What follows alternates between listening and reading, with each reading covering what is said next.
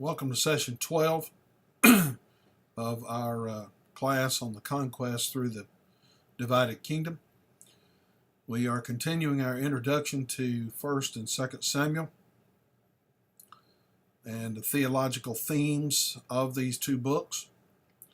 The next theological theme that we want to look at is under the heading, The Effects of Sin. The theme of sin's effects can be seen in almost every biblical book, but it is especially striking in the books of Samuel. All of 1st and 2nd Samuel can be seen to be built upon the contrast between the spiritual decline of some of the characters and the spiritual growth of others. Each character's decline is due in some way to his sin. The other character's growth is due to their righteousness and obedience to God. For example, early in 1 Samuel, Eli and Samuel are contrasted. Eli's decline is seen in large part as having been due to his son's wickedness, and the section, chapters 2 and 3, is built upon a framework of favorable comments about Samuel's service and growing before God. These occur in chapter 2, verse 11, 18, and 21, and 26, and then in chapter 3, verses 1 and 19.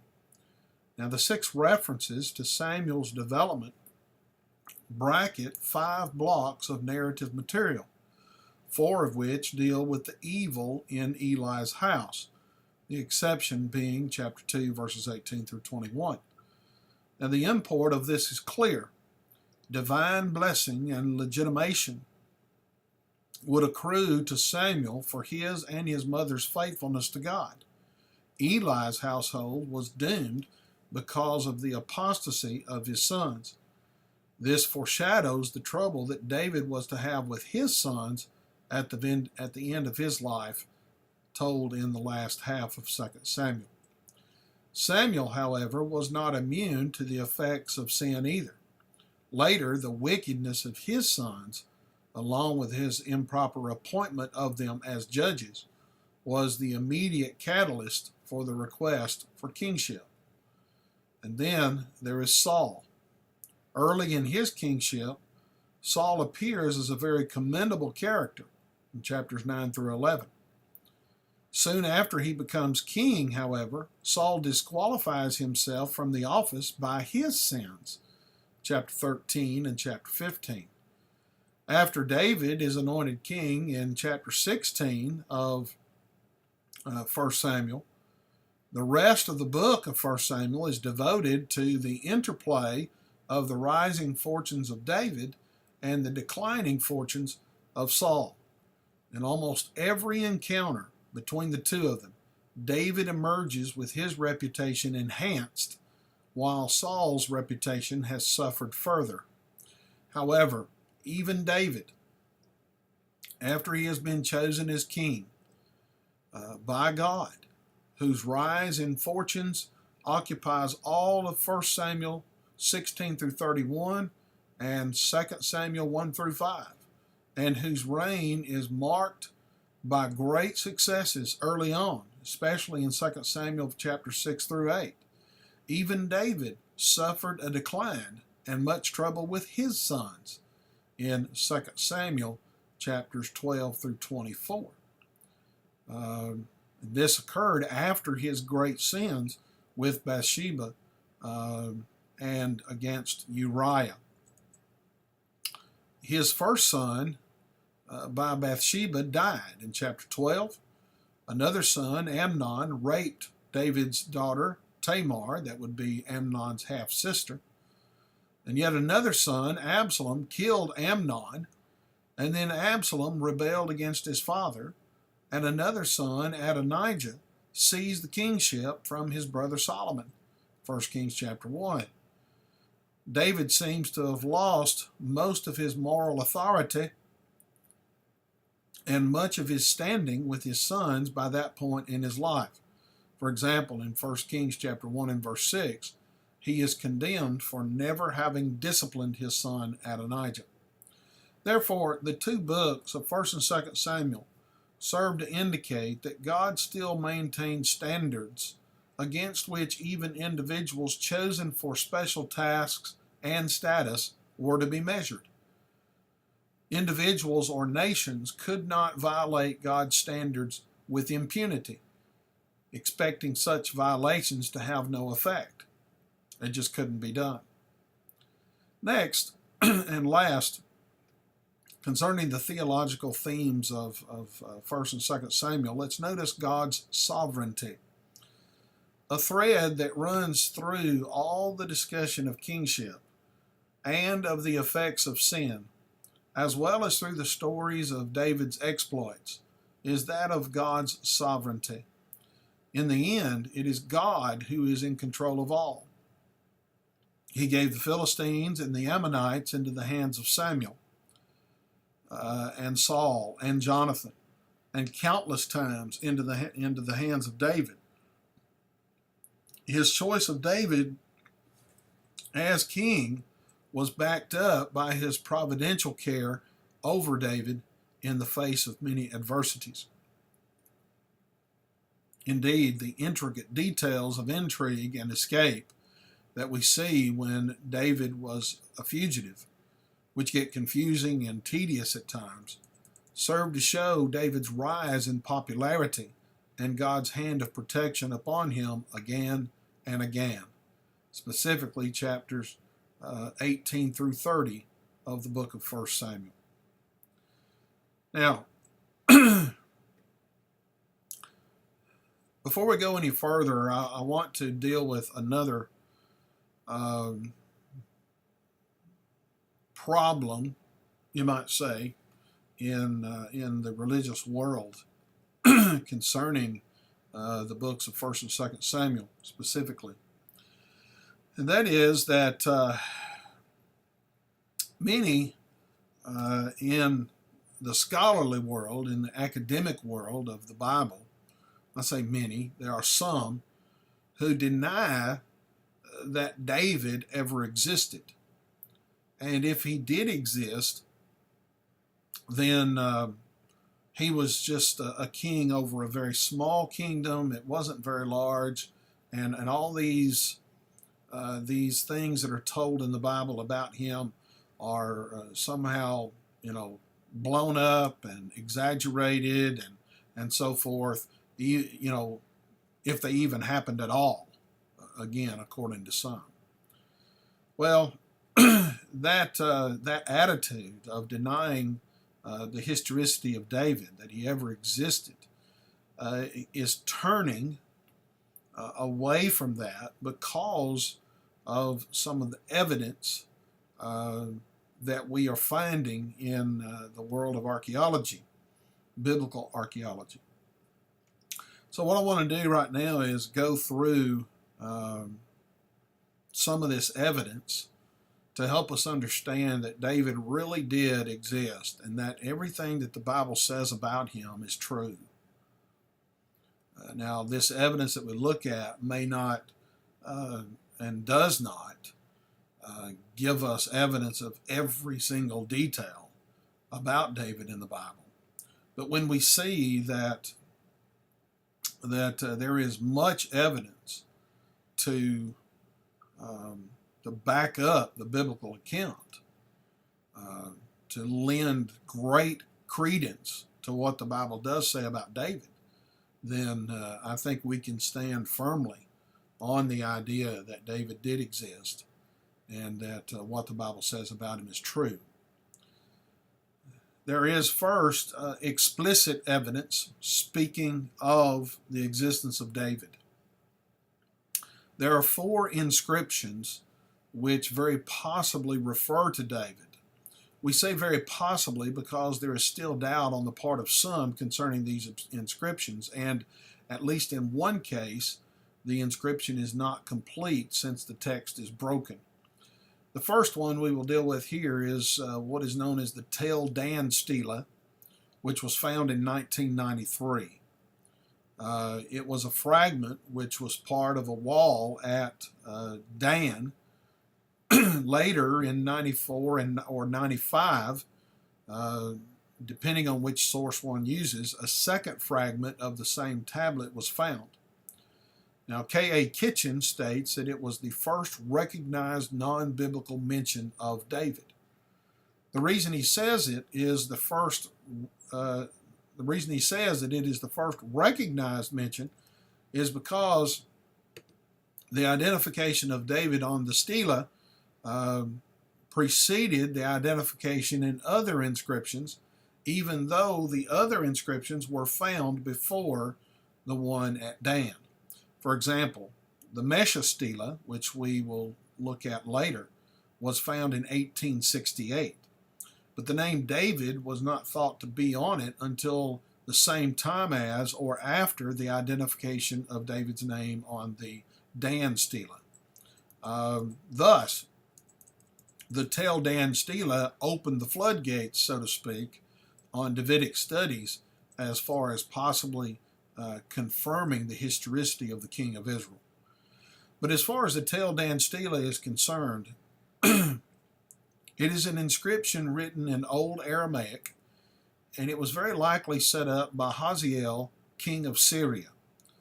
From the most likely reconstruction of the text, which is broken in several key places, Hazael is taking credit on this inscription. He's taking credit for the deaths of Jehoram of Israel and Ahaziah of Judah. The Bible states that Jehu killed these two, but it is not unheard of for another to take credit for what someone else actually did. And that is true in any time and culture.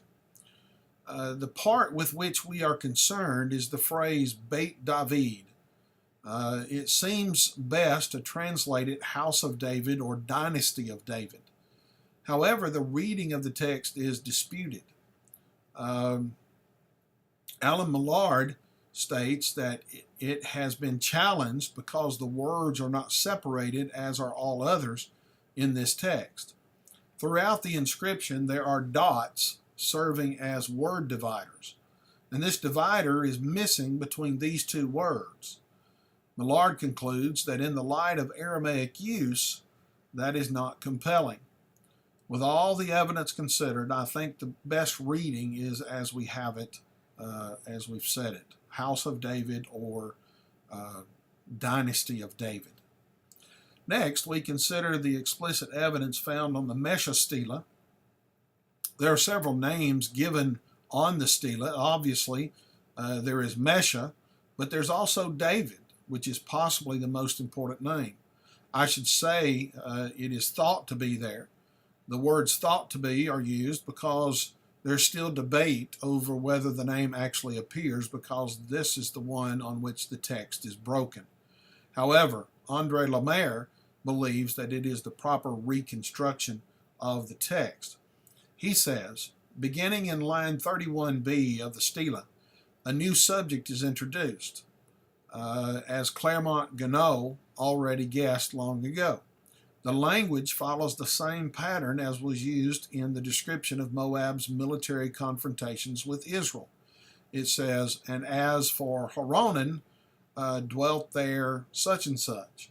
This is followed as above by Chemash's instruction to Mesha to go and fight against Horonan. Horonan, however, is the first site south of the Arnon. It is located south of the Dead Sea. Again, Mesha takes up arms and is again victorious. Then the inscription breaks off. The rest is missing. As much as half of the inscription may have been destroyed. Enough has been preserved at the end of line 31, however, to identify the new enemy of Moab against whom Mesha fought in the last half of the inscription, Beit David, the house of David. So the Mesha stela that was found in 1868 but was not considered, wasn't looked at closely enough to see the inclusion of the name of David, until around the time or after the finding of the Dan Stela. So it is very possible, very likely, that this refers to the house of David, mentions David by name. Now, the next piece of explicit evidence is an inscription left by Shoshank I of Egypt. At Karnak in Egypt, he commissioned a long list of Palestinian place names. And on this list is included what is referred to as the Heights of David. Now, when you consider that there's at least a part of the portion of the tribe of Judah and Benjamin that is mountainous, and when you consider that Jerusalem is up on a mountain, the Heights of David is very applicable to in way of a description to describe where David lived, where he reigned, and so forth. So we have the Dan Stela, the Mesha Stela, and the inscription of Shoshank I of Egypt. Another inscription was found in Ethiopia. It's written in Ethiopia, in Ethiopic. It's an Ethiopic description which has the phrase Psalms of David, which is rendered Psalms of David. And then Psalms 19 and 65 are quoted after this statement. So we have four specific inscriptions. Again, the Dan Stela, the Dan Stela is also known as the Haziel inscription or something to that effect. The Mesha Stela, which is also known as the Moabite stone, or the Moabite stone, or the Mesha Stela, and then the inscription of Shoshank I, and then finally the Ethiopic description, which has Psalms of David on it.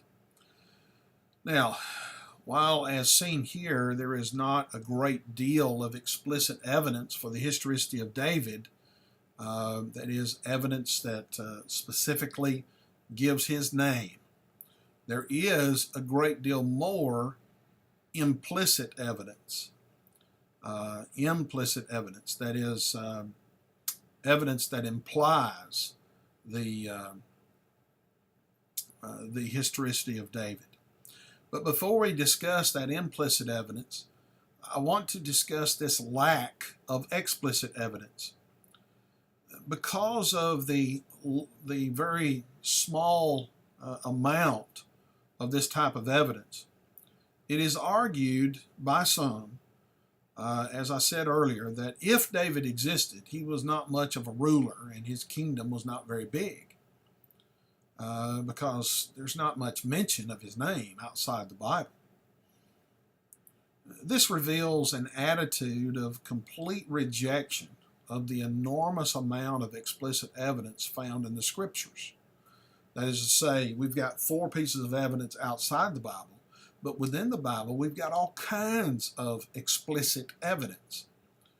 But the reason all of this evidence is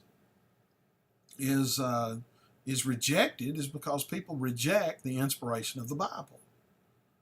They reject the historicity of the Scriptures. They reject that this is a true account of things.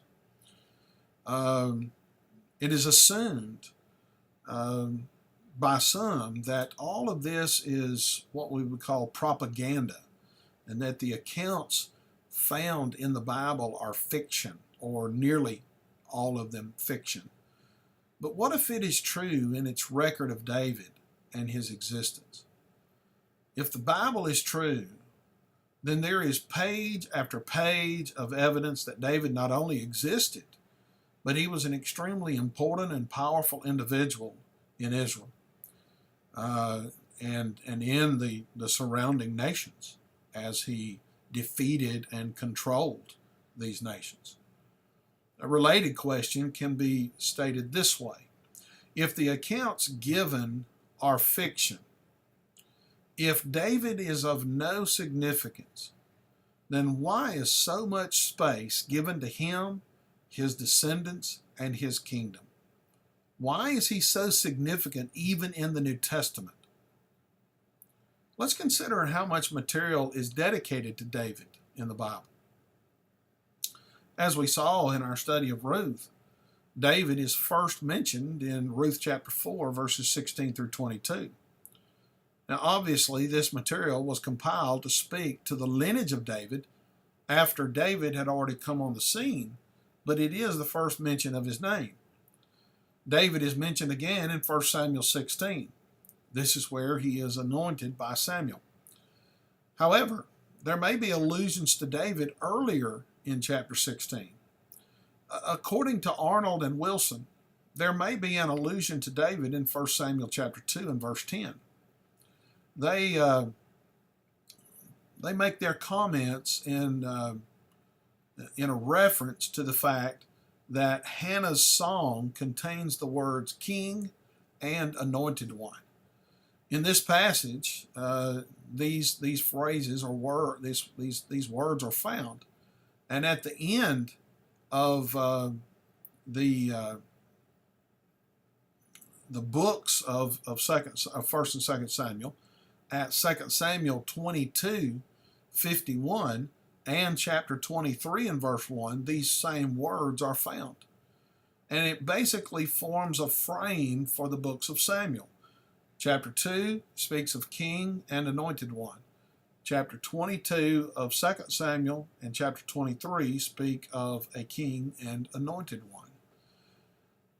Well, Arnold and Wilson then quote from Brevard Childs where he says, the focus on God's chosen king, his anointed one, David, appears right at the outset and reveals the stance from which the whole narrative is being viewed.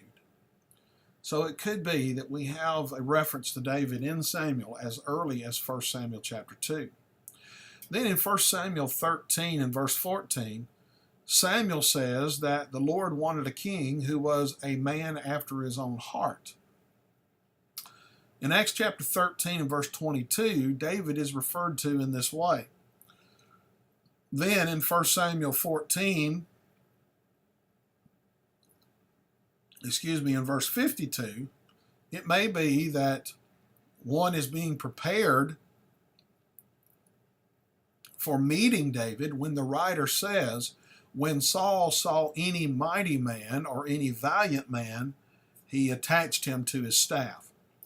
Now, some commentators just pass this statement off as simply saying that this verse speaks of Saul building an army, as the king should do.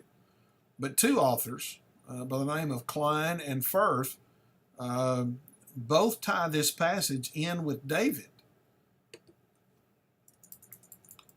In addition,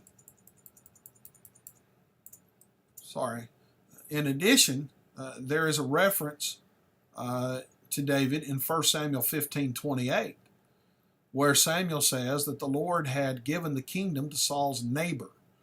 The word means friend, companion, or fellow, according to the leading Hebrew lexicon. But it would be someone close to Saul that would take, it would be someone close to Saul that would take his place. It is in the very next chapter, chapter 16, that David being placed in a position, is being placed in a position where he would be considered a neighbor to Saul, a friend, a companion, or fellow. From 1 Samuel 16 onward, David in some way is almost in every chapter. He is in almost every chapter to the end of the book. Then in 2 Samuel, David is in the forefront again in almost every chapter through the end of the book up to 1 Kings chapter 2.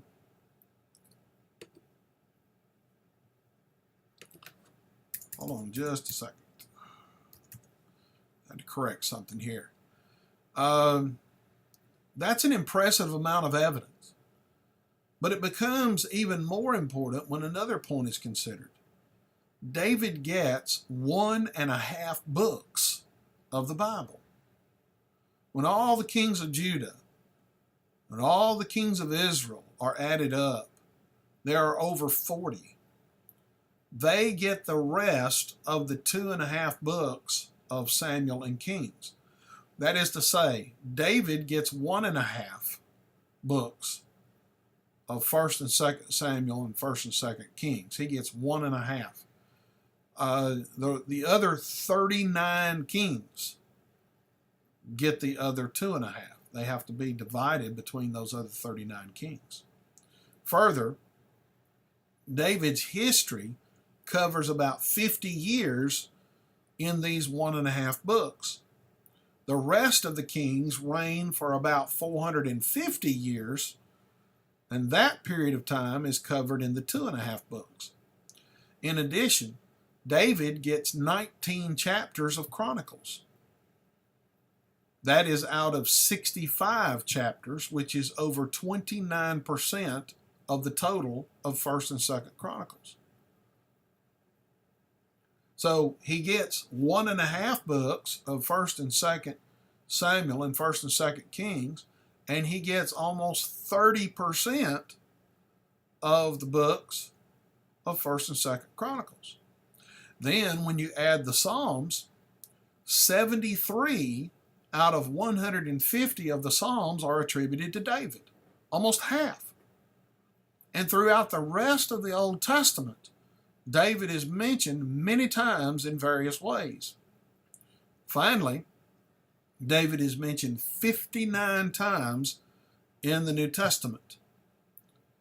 And when you include the whole of the Old and the New Testament, he is mentioned 987 times in the entire Bible.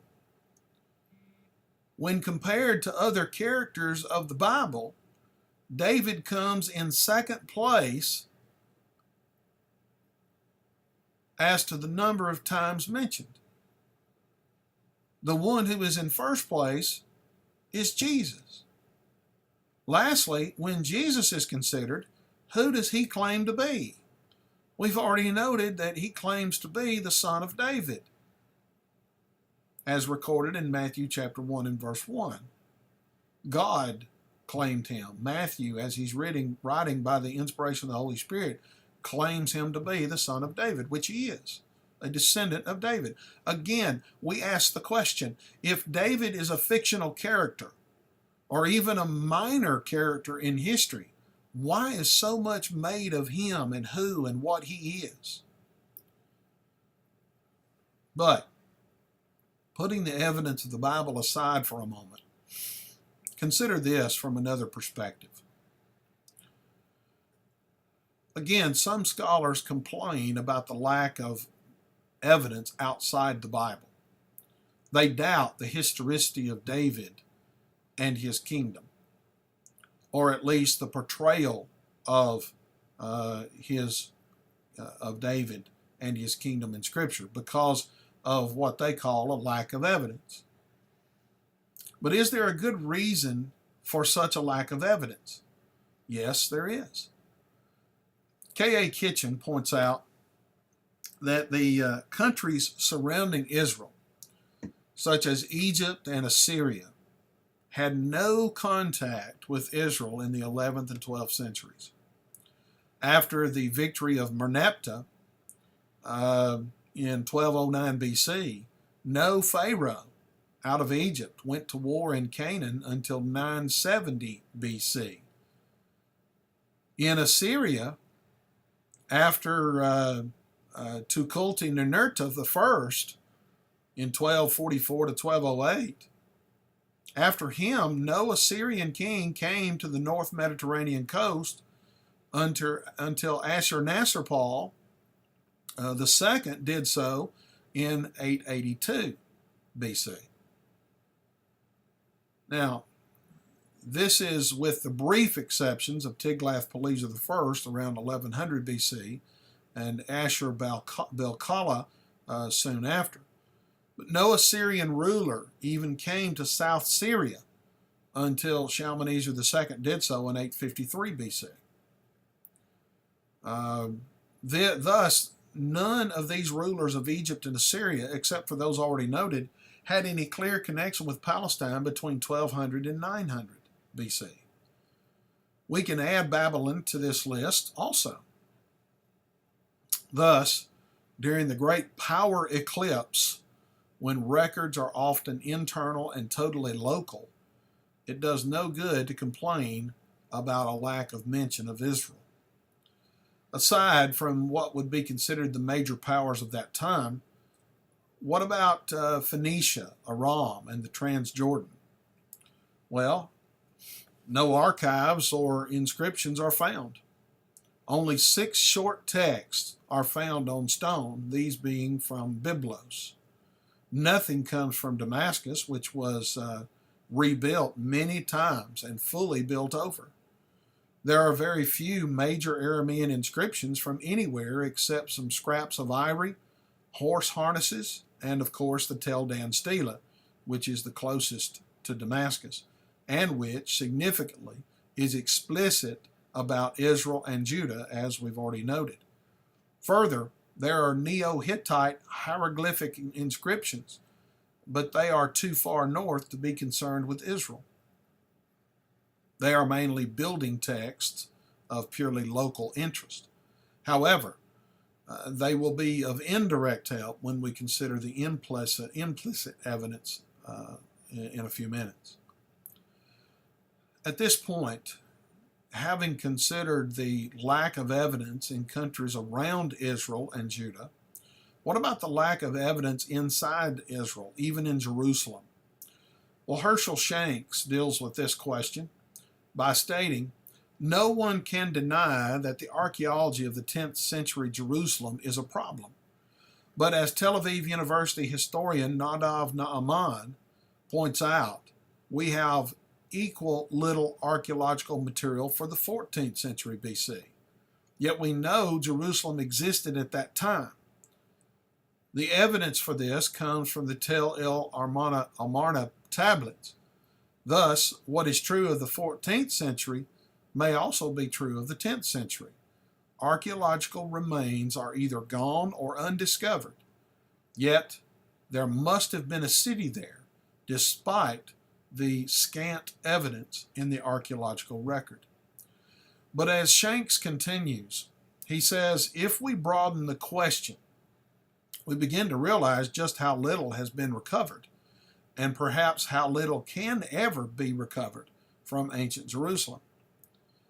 In fact, very little has been recovered from the years of 1550 to 586 BC, almost 1,000 years.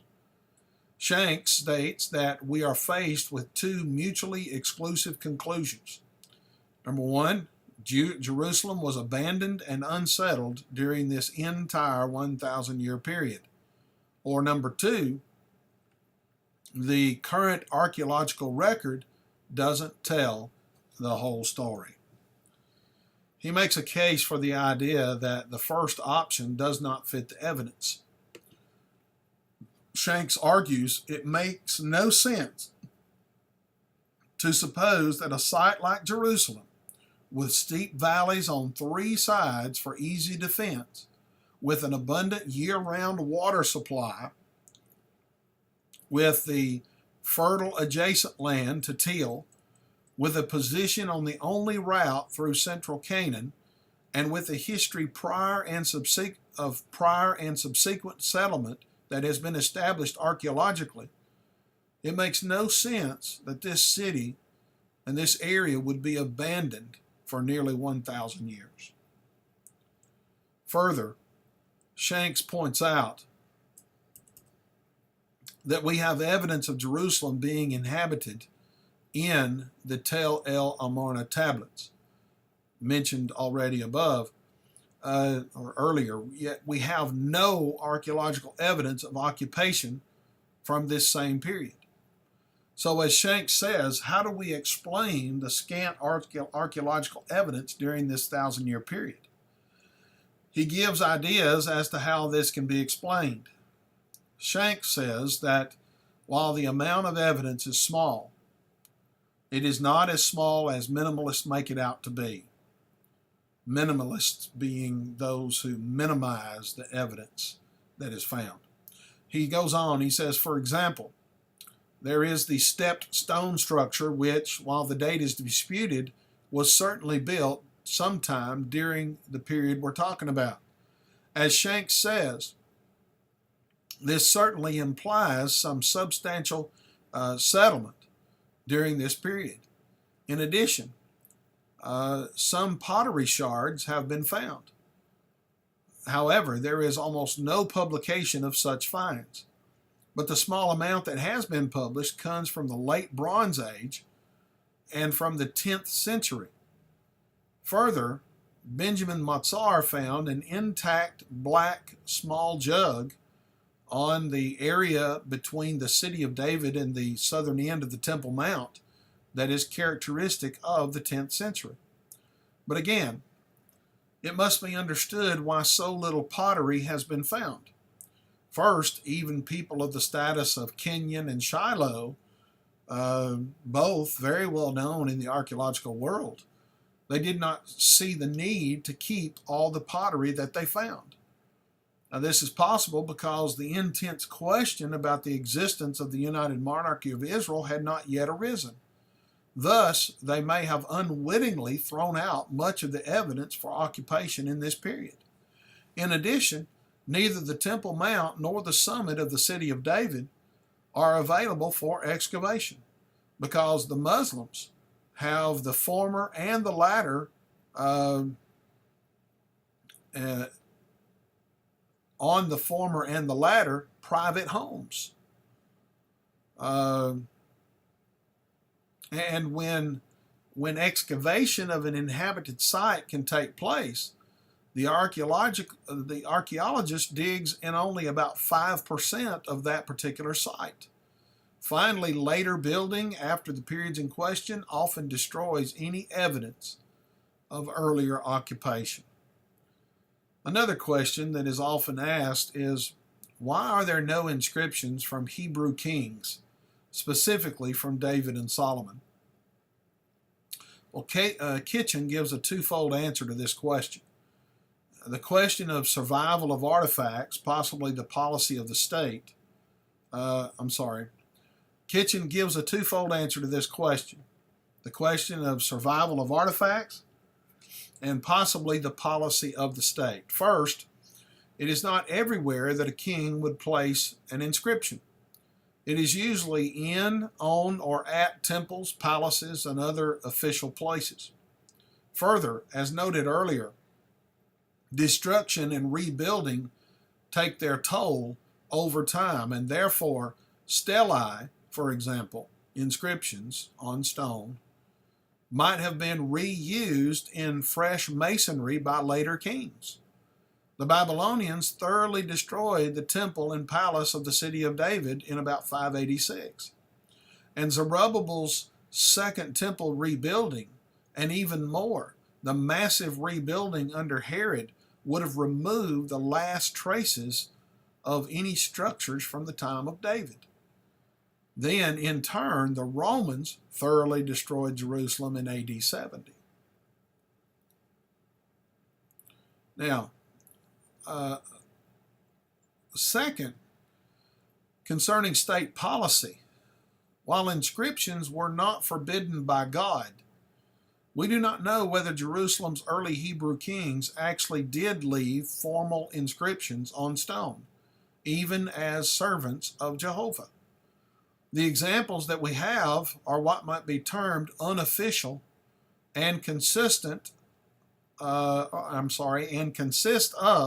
number one, the Siloam Tunnel inscription, number two, the tomb inscription of Shebniah, And number 3, 2 other scraps at Jerusalem.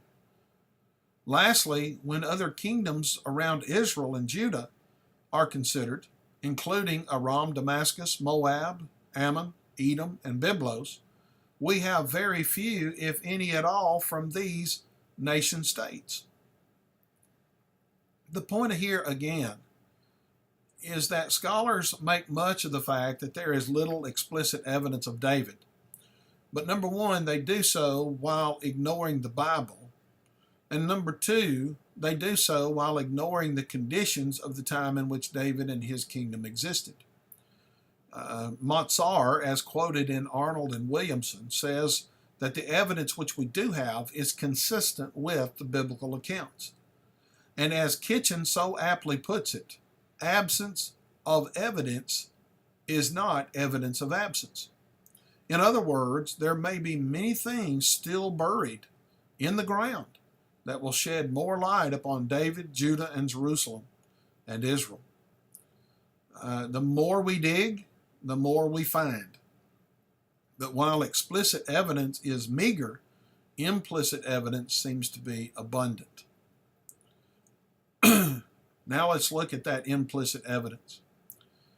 The first piece of implicit evidence is that David's empire belongs to a particular type of mini-empire, which is of a scope and nature only present and feasible within the interval between 1180 and 870 BC, and at no other time in the first millennium.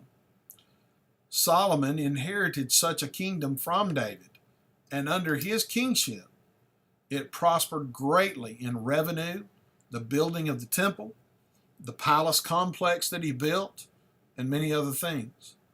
It all fits very nicely into this time frame when compared to the nations around Israel. Also, the poetry, psalms, and instrumental music of David fit very well in the 10th century, with earlier roots and ample successors. As has been mentioned earlier, the number of psalms that are attributed to David are 73 out of 150.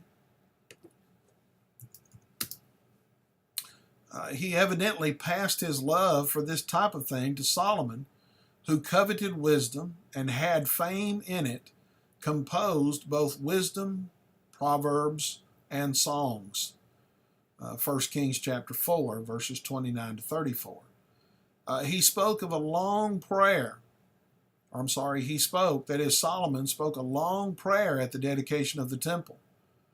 And 2 psalms, Psalm 72 and Psalm 127, are assigned him by the scriptures in the superscription over the Psalms. And 2 books of instructional wisdom bear Solomon's name as the compiler. Proverbs 1 through 24, including 2 sets of sayings of the wise, and a collection in Proverbs 25 through 29. Now, with all that we have said up to now in mind, Arnold and Williamson point out that the 11th and 10th centuries were a perfect time for the rise of a kingdom in Israel. I want to read a long quote from these writers, and there's some good evidence here. They say this: the Hebrew monarchy succeeded partly because of the political vacuum on the international scene during the early centuries of the Iron Age of ancient Near Eastern history. In Egypt, the new kingdom had reached its zenith under Ramses II. The 21st dynasty, from 1070 to 930, beginning the late period of Egyptian history, occupied a time of international decline and internal consolidation for the Egyptian empire, after repulsing the Sea Peoples in a series of naval battles, but with considerable loss. In Mesopotamia, to the east, the resurgent Assyrian Empire was preoccupied with the Hittites and Babylonians. Toward the end of the 2nd millennium BC, It appears the Assyrians were hard-pressed to stave off the aggressive infiltration of the Arameans into their western colonies. To the north, in Asia Minor, the beginning of the Iron Age brought about the fall of the Hittite Empire as a result of the incursion of the Sea Peoples from the Aegean region. One of the tribes of the Sea Peoples, the Philistines, settled along the southwest coastal plain of Canaan. Remnants of the Hittite Empire survived in several Neo-Hittite city-states in northern Syria, but these posed little threat to the Israelites. In fact, King Toi of Hamath gave gifts of precious metals to David in recognition of his triumph over Hadadezer of Zobah. You can see that in 2 Samuel chapter 8, verses 9 through 11. As a result of these geopolitical dynamics, the eastern Mediterranean region enjoyed a respite from the massive military campaigns of the international superpowers vying for control of the land bridge of Syrio-Palestine. The consequent vacuum of political power permitted numerous small independent states to emerge in the region, including the Ammonites, Arameans, Edomites, Moabites, Philistines, Phoenicians, and Israelites. Naturally, the story of the Hebrew United Monarchy is intricately connected with the relationship of the Israelites to those neighboring kingdom states. Now, another question that arises concerning the 10th century and the cultural status of David's kingdom concerns the fact that some deny that the Israelites were any more than just a wandering tribe or an unorganized group of people. Part of their argument is that the Israelites were supposedly illiterate. However, Shanks tells us of an ostracon, which is a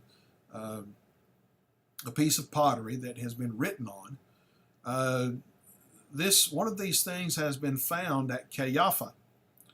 It is a 5-line, 6-by-6-inch ostracon, an inscription on a broken piece of pottery used as a kind of ancient note paper. Now, Garfinkel assigned Hebrew University paleographer Haggai Misgav to read and decipher this text, which was dim and badly preserved. Garfinkel believes the language is Hebrew, and the date is clear, early 10th century BC. In Garfinkel's view, therefore, the Caiaphas ostracon is the oldest Hebrew inscription ever discovered. This ostracon has further implications, however.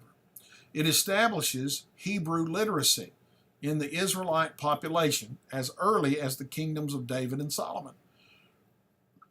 As the earliest example of a Hebrew inscription, it sheds light on the development of writing and the alphabet among early Israelites. As quoted by Shanks, Misgav says the writer of the text was a professional.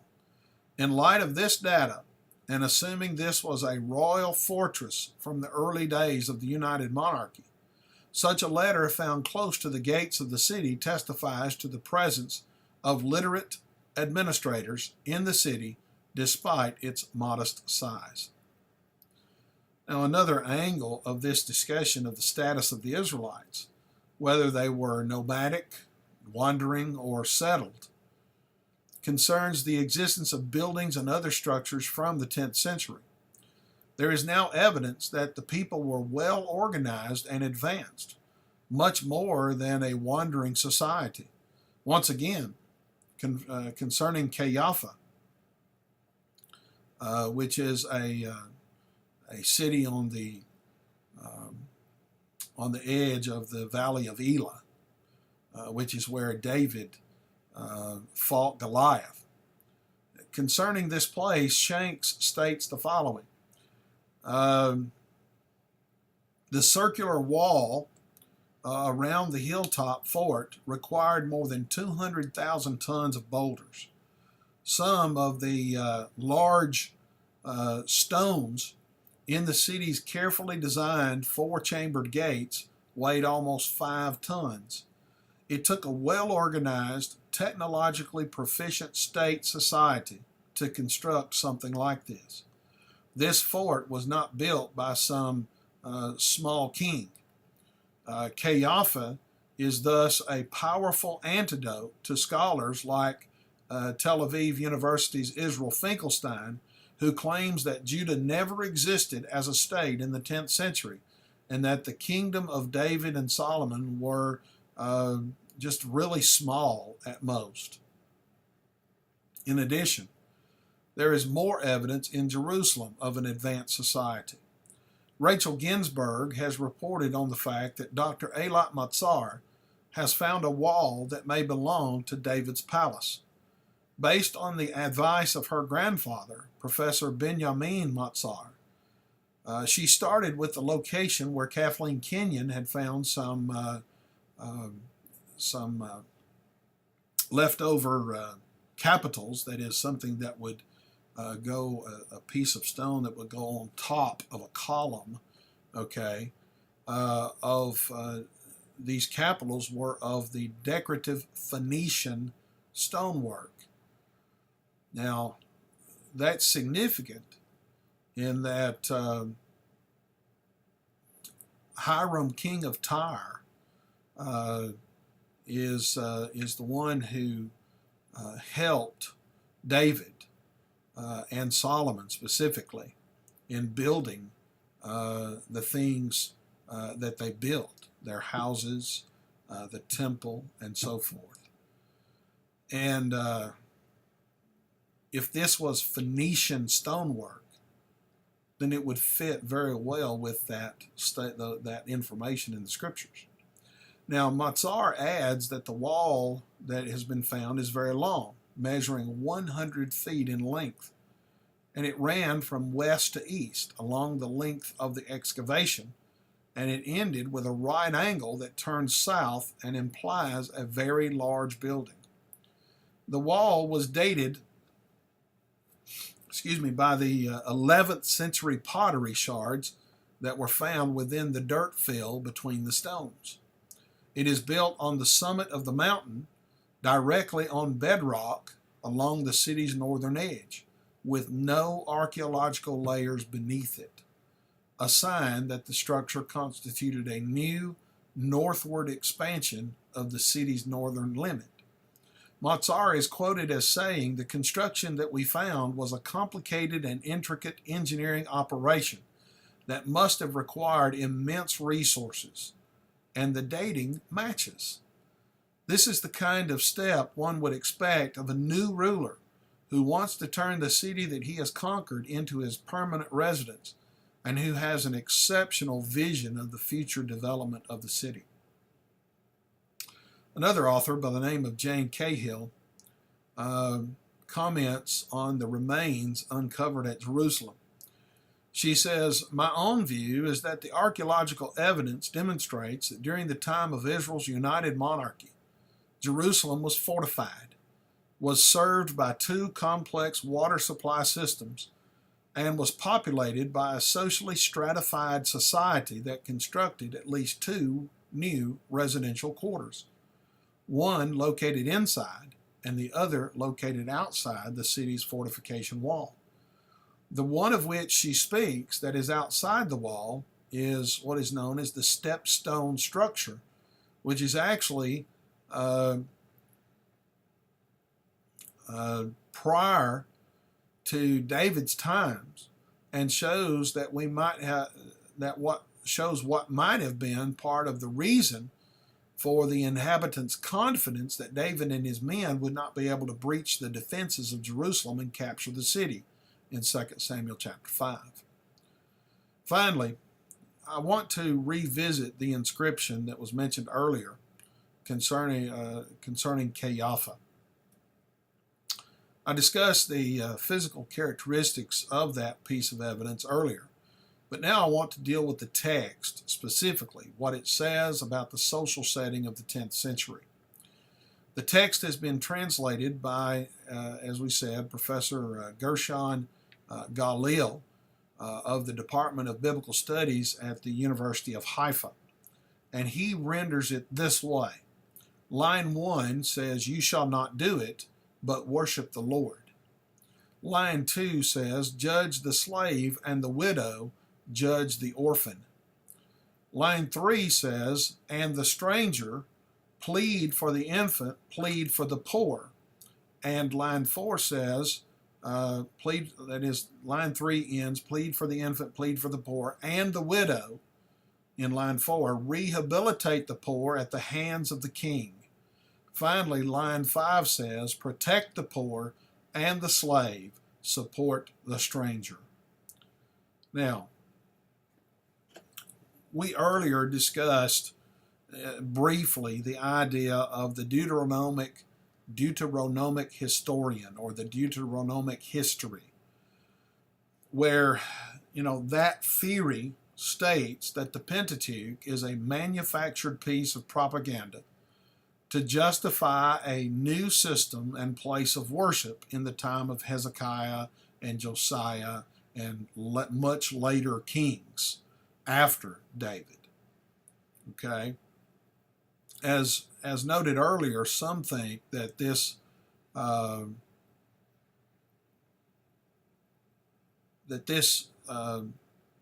text from Deuteronomy to 2 Kings is almost pure fiction.